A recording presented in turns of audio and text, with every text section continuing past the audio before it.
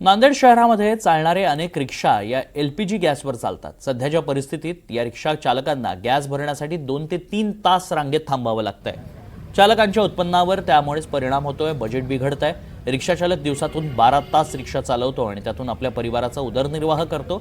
सध्या 2 तास रांगेत जात असल्यानं उत्पन्न कमी होतंय। बँकेचे हप्ते कसे भरायचे, घर कसं चालवायचं अशी विवंचना त्यांनी बोलून दाखवली आहे।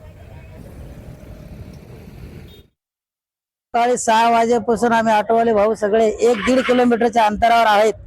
ज्यावेळेस 2018 मध्ये मी एलपीजी गाडी घेतलो होतो त्यावेळेस गॅस 35 रुपये किलो होता, तरी आम्ही आता 100 रुपये देऊन बी लाईन मध्ये थांबून बी गॅस भेटत नाही।